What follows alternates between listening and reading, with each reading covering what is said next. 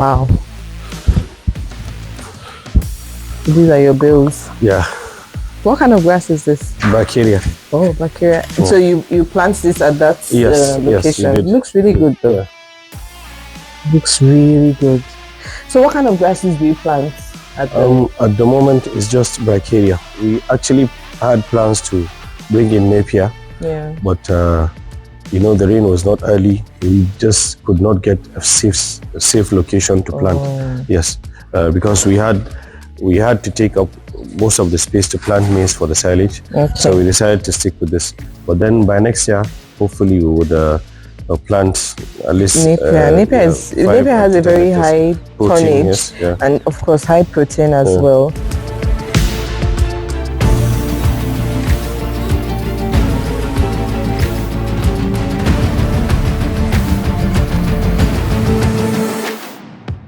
We are moving into artificial insemination.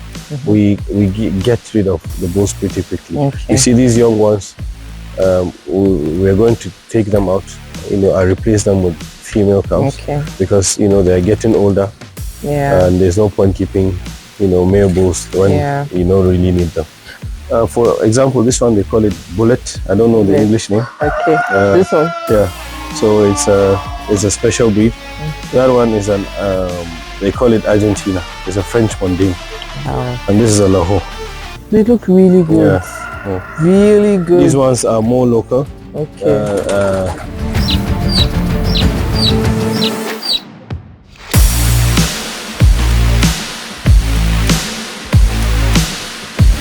I'm doing all my possible best to ensure that not just engaging people who have degrees or who have some form of education, even those that don't have, should have something to offer, should have a role to play, in the development of the dairy sector. We've been taught on how to, pasteurize, to extend the lifespan, anything that way. So big gap between the theoretical and practical. Yeah, and relate what you are learning in the classroom on the field. The Hada can actually read and write. Oh, he has not had any form of formal education, but he can read and write. That's good. So we plan to train him in AI. So sounds like a very good initiative. It is actually. Whenever I feel like, okay, wow, this is too much, these are things that actually get me going. Is my motivations. Yeah.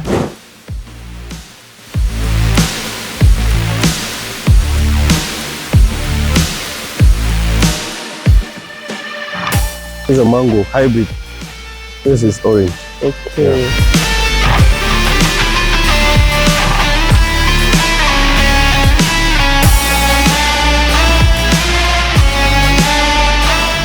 This has been a very interesting visit.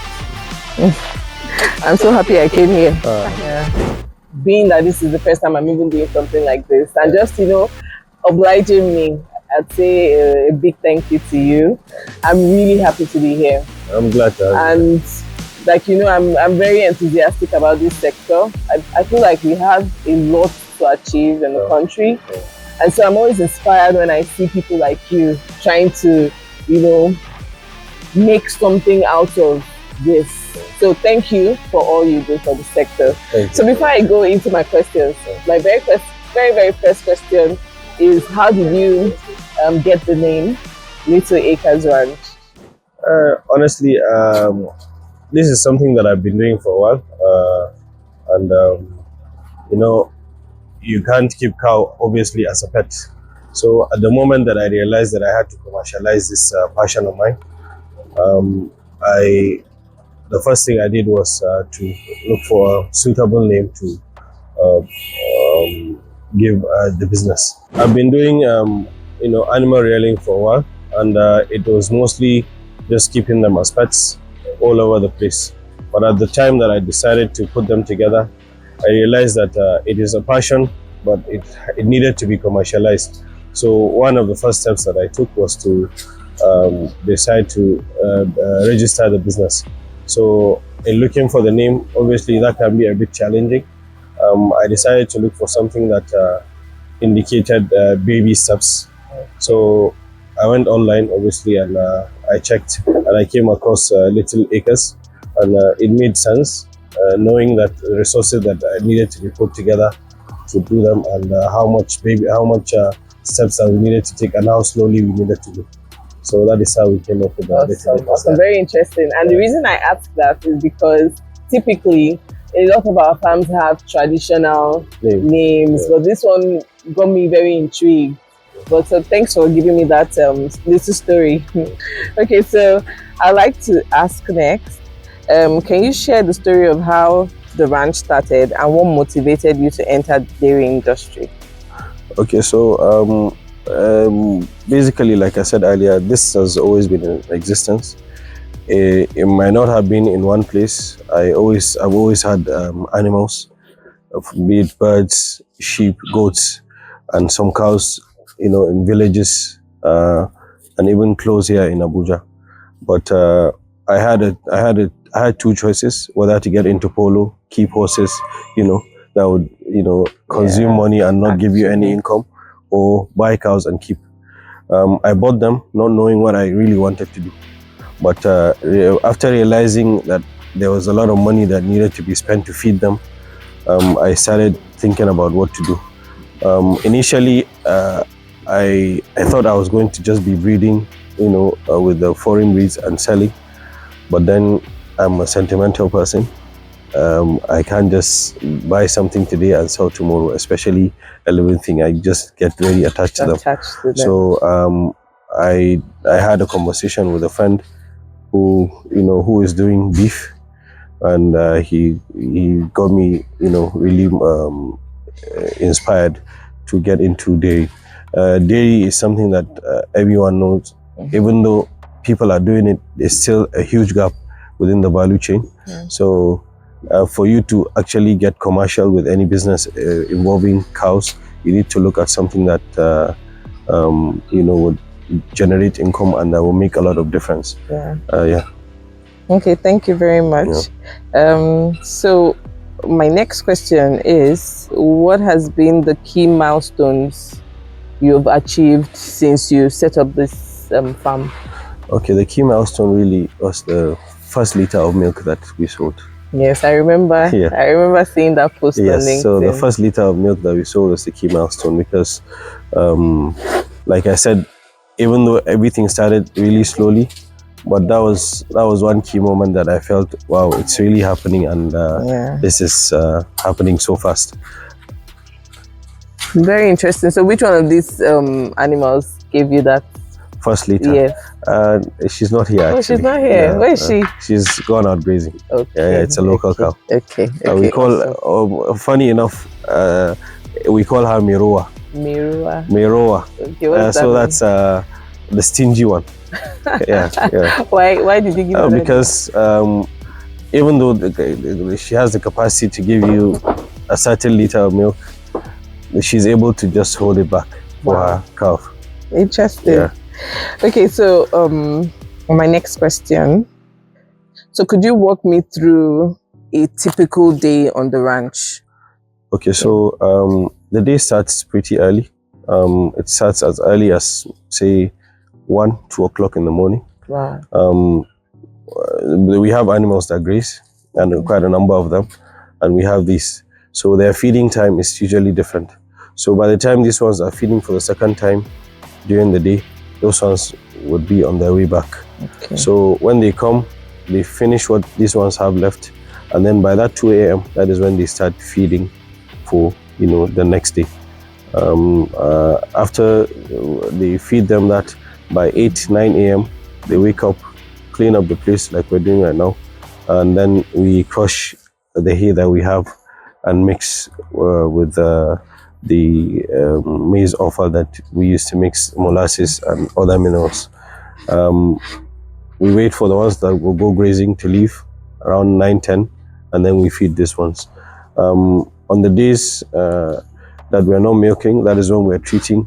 They go out as early as 8 o'clock. But if we're milking, they start milking by 9. Once they're done, there's a concentrate that we give the milkers. So they feed them, they concentrate to them, and then they go out grazing, and then we feed this ones. Okay, interesting. So do you have plans to process in the future? Yes, we actually process right now. Oh, right now? Yeah. Most of our milk goes out already pasteurized. We pasteurize, and then we deliver it to the customers at one of our outlets, Ilu. Okay. Yeah. Okay. So in the future also, would you consider going into actual yogurt production or cheese making? Yes, we've actually launched a brand we call Milking Tap. That is where it's under that brand that we sell our fresh milk, our yogurt, and there are also some products that we are bringing into the production line. There's a kefir. We're still getting familiar with it. It's very nutritious, fermented seeds or something. And there's also mozzarella cheese. That's not very common with other dairy brands. So we're trying to see how we can bring it onto our. Okay. So how do you these are livestock, and cattle, they fall ill easily. Okay. So what measures do you have in place to ensure that their health care is optimal? So the most important thing is actually to be very observant. Cows are not I wouldn't say they're always very active, but in the mornings and in the evenings they are usually very active. And then obviously with the advancement in the vets, there are some behaviors in a cow that you notice. The way she keeps her head, her mood, you would know whether it's a normal behavior or not. Obviously, you're familiar with all your animals, so you would be able to point out a normal behavior for your cow and anything that is abnormal. And then, like I said, our vet lives very close, so he comes very frequently, at least twice in a week. And whenever I'm here, I make sure that I observe each and every cow. Wow. Most of the time, once there's an issue, we actually point it out very early. Very good. So I'm seeing tags on all your animals. Would you consider using those electronic tags? Yes, eventually. Eventually. The higher you go, the more advanced. That is one way of doing it better. So the identification for each cow is very important for you to keep up with their treatment, with the yield, with the growth rate for the cows. Yes. So of course we are planning to bring in everything that will make things easier for us. So far since you started, what would you say have been your main challenges in the business? Feeding. Over time, with the way the economy has been going up and down, feeding the cows has always been expensive, but it has gotten much more challenging, much more expensive. We've made things a little easier by growing our own pasture, but we are still in the early stages of processing those. So maybe today, if you bring down the cost of your dry matter, the cost of some of the concentrates will go high.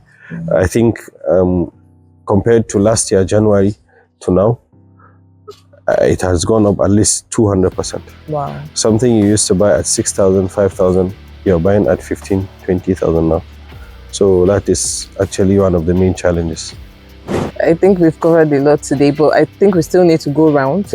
I saw some sort of processing of the ears. I'd like to see what that looks like. Please, and then as we go, I'll ask more questions. Yes, thank you so much.